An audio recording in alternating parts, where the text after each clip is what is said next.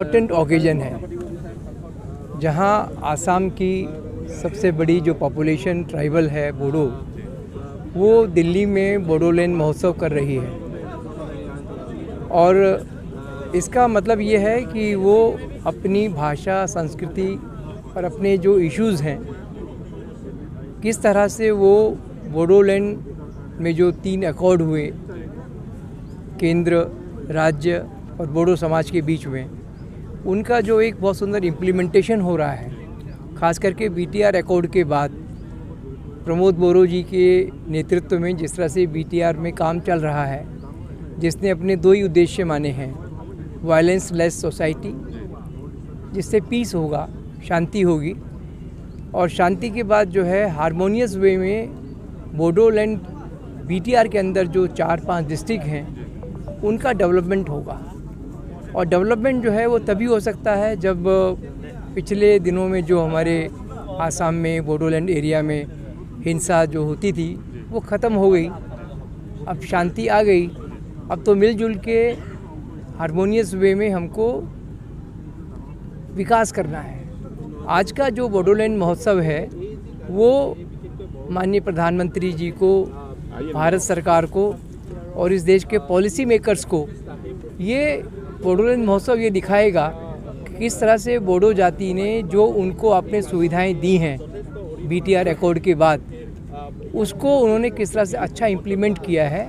और पूरी जो बोडो जाति है पूरे आसाम में, नॉर्थ ईस्ट में जहाँ भी है, वो पूरी तरह से नेशनल मेन स्ट्रीम जो है राष्ट्र की मुख्य धारा विकास की, उसको वो ज्वाइन करने जा रही है। तो ये इस तरह के जो महोत्सव हैं ये बहुत महत्वपूर्ण हैं, केवल बोडो लोगों के लिए नहीं, केवल आसाम के लिए नहीं, पूरे भारत के लिए, कि किस तरह से राष्ट्र की मुख्य धारा में एक आसाम की बोडो जाति ने अपनी विकास की यात्रा शुरू की है और भविष्य में उसके क्या एस्पिरेशंस हैं, प्लान हैं, फ्यूचर में क्या क्या कर सकते हैं, उन सब पर यहाँ विचार होगा। क्योंकि कई तरह के सेशन जो हैं, जो टूरिज़्म को लेकर भी है, एजुकेशन को लेकर भी है, लैंग्वेज को लेकर भी है, लिटरेचर को लेकर भी है, सोशो इकोनॉमिक डेवलपमेंट को लेकर भी है।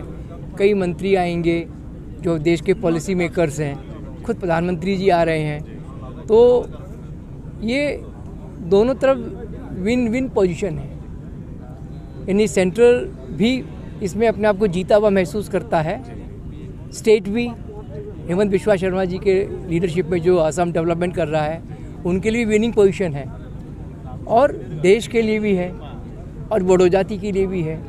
तो ये सेलिब्रेशन है कि अगर सेंटर, स्टेट और बोडो लीडरशिप, जैसे प्रमोद बोरो जी जैसे जो लीडर्स हैं, आपसू जो इस पूरे इस प्रोग्राम को ऑर्गेनाइज कर रहा है, क्योंकि आपसू जो है वो बोडो जाति का सबसे सजग, वाइब्रेंट ऑर्गेनाइजेशन है, जिसके अंदर लाखों यूथ जो बोडो है वो जुड़े हुए हैं। तो आपसू जो भी करता है वो बोडो जाति के युवाओं को देखकर उनके विचार जान के काम करता है। तो आपसू का ये जो आज का 2 दिन का महोत्सव उन्होंने रखा है, ये बहुत इम्पॉर्टेंट है।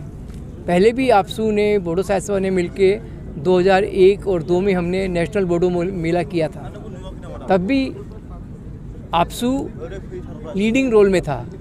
बोडो साहित्य सभा भी थी, गांधी हिंदुस्तानी साहित्य सभा भी थी, हम 3 लोग ही थे। तो ये एक सीरीज़ है, और आज की सीरीज़ सबसे इम्पॉर्टेंट इसलिए है क्योंकि हम आज देश को दिखाना चाहते हैं कि पिछले 20-25 साल के संघर्ष के बाद बोडो जाति इस देश को आगे ले जाने में किस तरह से योगदान दे रही है। 1980 सन से पहले दिल्ली बहुत दूर था, जी जी, तो अभी बहुत समीप हो गया। इसके बारे में आपका क्या धारणा है? देखिए, हमें मतलब मुझे 25 साल हो गए बोडो जाति के साथ जुड़े हुए। 16 नवंबर को हमने पहली बार दिल्ली में बोडो साहित्य सभा का फाउंडेशन डे मनाया था। विनेश्वर ब्रह्म आफातगिरी थे बोडो साहित्य सभा के, उर्खाव गोरा ब्रह्म आपसू प्रेसिडेंट थे। हम लोगों ने दिल्ली में प्रोग्राम किया, और उस समय भी जो वहाँ शिक्षा मंत्री थे भारत सरकार में, मुरली मनोहर जोशी, वो उसमें आए। और जितने बड़े गांधीयन लीडर थे, नटवर ठक्कर, सुंदरलाल बहुगुणा, सारे देश के बड़े बड़े जो गांधीयन लीडर्स थे वो भी आए। तो 99 में जो यात्रा, जैसा आपने कहा कि दिल्ली दूर थी, तो 99 में बोडो जाति ने पहली बार दिल्ली में प्रोग्राम किया और उसके बाद लगातार कर रहे हैं। प्रमोद जी ने भी किया, यूजी ने भी किया, हमारे जो अभी राज्यसभा एमपी हैं उन्होंने भी, नेशनल बोडो मेला उस समय आपसू के जनरल सेक्रेटरी थे, उस समय उन्होंने किया। तो एक बहुत अच्छी यात्रा है और आज बीटीआर के बाद जिस तरह की सिचुएशन बन रही है उसको सेलिब्रेट करने का समय है, जो हमारा फ्यूचर कोर्स को डिसाइड करेगा। Thank you sir.